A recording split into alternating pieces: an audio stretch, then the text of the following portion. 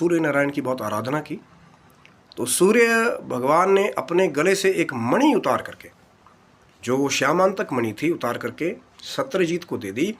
और कहते हैं कि उस मणि में ऐसी शक्तियाँ थी कि 8 भार सोना वो मणि रोज देती थी। और कहीं ना कहीं जिस भी घर में या क्षेत्र में वो मणि रहती थी, तो वहाँ पे कहीं भी उल्कापात, अग्निपात या कोई दूसरी मौसमी उपद्रव जो है वो नहीं होते थे, या कहीं ना कहीं उस क्षेत्र में जो है सूखा, बाढ़, ये चीज़ें नहीं होती थी। ये उस मणि का कहीं ना कहीं प्रताप था।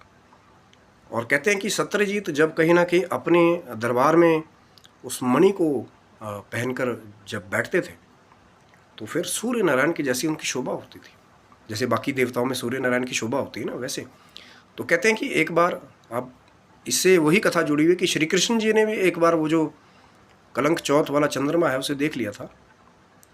और कहीं ना कहीं इसी के फलस्वरूप एक बार श्री कृष्ण जी ने वो श्यामांतक मणि सत्यजीत से लेने की इच्छा जाहिर की कि कहीं ना कहीं ये मणि बड़ी दिव्य है। अब श्री कृष्ण दिव्य स्वरूप थे भैया, लीला है करने वाले, ठाकुर जी की लीलाएं हैं। तो कहते हैं कि कहीं ना कहीं पर सत्यजीत ने अपनी वो जो श्यामांतक मणि है वो अपने भाई प्रसन्नजीत को दे दी थी। अब कहते हैं कि प्रसन्नजीत एक बार कहते शिकार खेलने के लिए गए उस मणि को पहन करके, लेकिन जब वो जंगल में गए, किसी एकांत वन में निकल गए, तो किसी सिंह ने या शेर ने उनको मार करके वो मणि ले ली।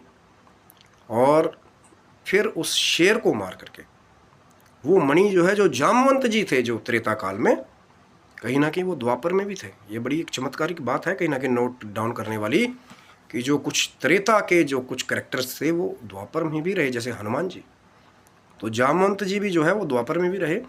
और वो जो श्यामांतक मणि थी, कहीं ना कहीं उस सिंह को मार करके जामवंत जी अपनी गुफा में ले गए और अपनी बेटी जामवंती को दे दिया खेलने के लिए। चमकती तो थी, मणि तो थी, और कहीं ना कहीं वो खेलने लगी। और इधर यहाँ पे क्या हुआ कि जब प्रसन्नजीत वापस नहीं आया, तो वो जो कलंक चौथ का चंद्रमा देखा था श्री कृष्ण जी ने, उसके फलस्वरूप फिर श्री कृष्ण पे उन्होंने आरोप लगा दिया सारे नगर में कि प्रसन्नजीत को श्री कृष्ण जी ने जो है कुछ कर दिया या गायब कर दिया उस मणि के लिए, श्यामांतक मणि के लिए। तो जब ये झूठा आरोप कहीं ना कहीं श्री कृष्ण जी के कानों तक पहुंचा, तो उनको बड़ा दुख हुआ कि भैया कुछ किया ही नहीं। अब होता है ना कि जब आपने कुछ किया ना हो और झूठे आरोप लग जाए, पर वो कलंक चौथ वाला जो श्राप था गणेश जी का, वो सच साबित हुआ कि जो भी कलंक चौथ का चंद्रमा देखेगा उसको झूठा आरोप लगेगा।